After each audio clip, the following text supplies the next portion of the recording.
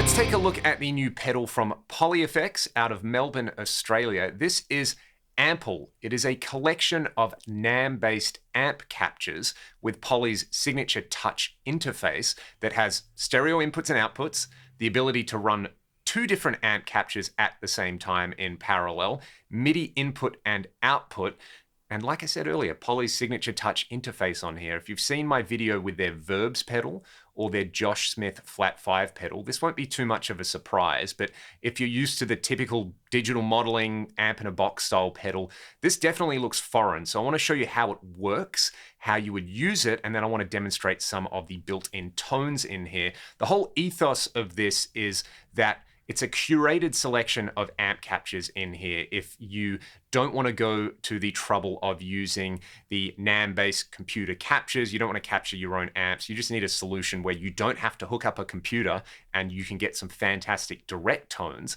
then this is definitely going to be on your radar. So I've got my DGT plugged straight into Ample.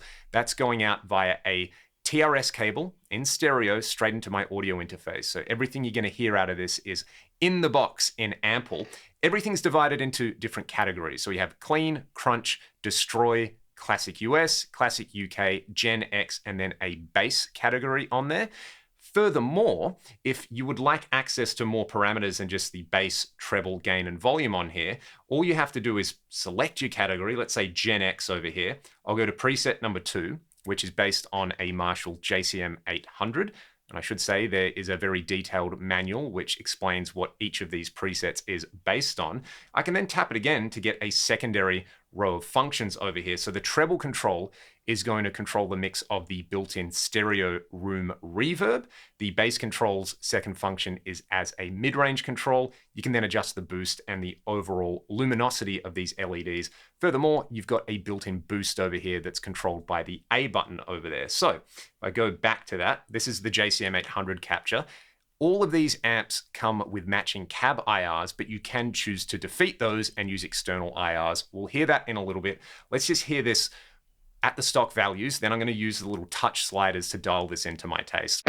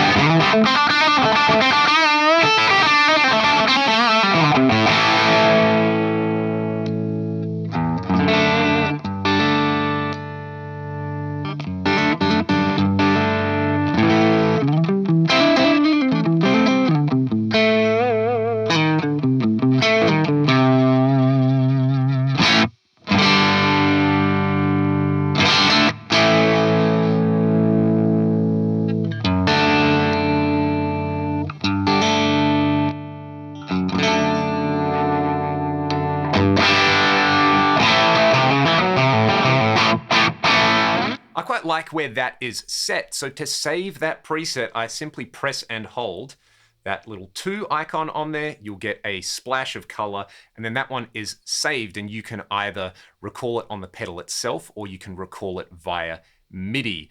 The whole idea with this, and I think its strong point, is that it's pretty much going to be a set and forget style replacement for your amp. Think of those TC Electronic or Universal Audio amp in a box pedals, where basically you're going to dial it in that case with knobs, in this case with the sliders, and you're going to use a bunch of pedals around it, and you're going to go direct, and you're going to get a really satisfying tonal experience on here.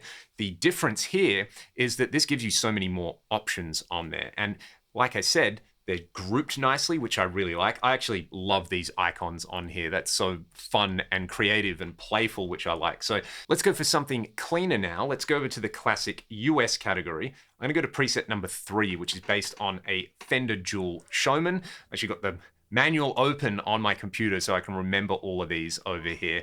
The main thing that stuck though was at Gen X number 2 is a JCM 800, which is the most important thing in any amp collection. But let's hear this Dual Showman at the stock settings. I'm going to use the tapped middle position on this PRS. And again, I'm just going to dial it in from scratch.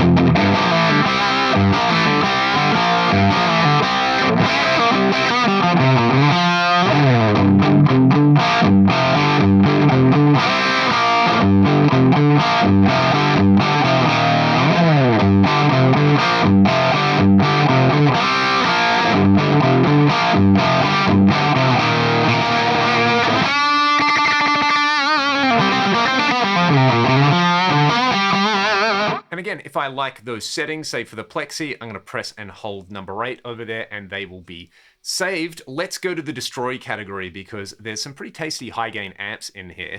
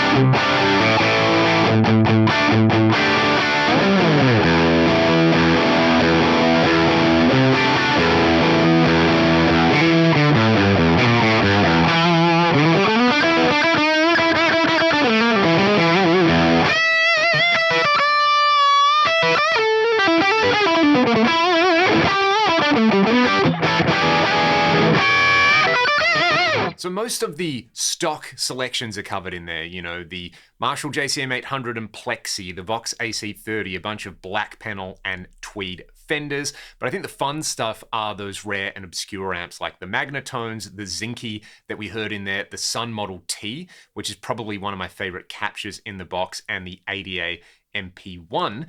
If you're looking for something that will allow you to load your own NAMM captures, this doesn't do that on there. I think it would be a great feature because for me, the whole strong point of capturing is that you can take your favorite gear dialed in where you like it and then capture it and essentially take it anywhere and recall it. However, I think if you approach this less from the perspective of this is my collection of amps and more this is a fun little sandbox that you can play around with, you can consult the manual on there, but also you can just go, what do I want? Do I want something crunchy? I'm going to press that one over there and I'm going to navigate to some number. I'm going to use my ears. I'm going to play around with it and use the sliders on there. It's such a fundamentally different experience to using a typical digital modeler with menu diving or an amp in a box pedal with a bunch of knobs on there that it kind of doesn't feel fair to compare it. But of course, we have to compare it to the other options in that price point. So the touch interface and the curated selection probably isn't going to be for everybody. Again, so many of the users for NAMM-based captures love using it to capture their own gear on there. But if you want something that's stereo in and stereo out, that will let you use different captures on each channel if you want, and has MIDI implementation, both MIDI in and MIDI out, and furthermore in a small compact pedal, this should be on your radar. Like I said, it's not going to be everybody's cup of tea, but I think that's its strong point. It is so outside of the box with the way that it works and the way that it is integrated, yet it still sounds really good on there. Again, I would love the ability to load my own captures. I'd love just the ability to load my own custom IR in there that I could use on everything. And historically, Poly have been very receptive to user feedback. So I'd love to know your thoughts on this pedal in the comments section below. Is this something that you'd look at integrating into your rig? Is this something that you'd like to have at your home studio to play around with and basically go in with zero preconceptions about the sound and just use the cool icons, navigate to categories and find new sounds? I'm very, very curious to hear your thoughts in the comments section below. And a big thank you to Lockie at Poly for sending this one over so that I could make this video. Check out my videos with the Verbs, the Josh Smith Flat 5, and Bebo as well. They're doing some very interesting stuff out there. But until next time, I'm going to play you all out with some more examples. Have a great day, and I'll see you next time.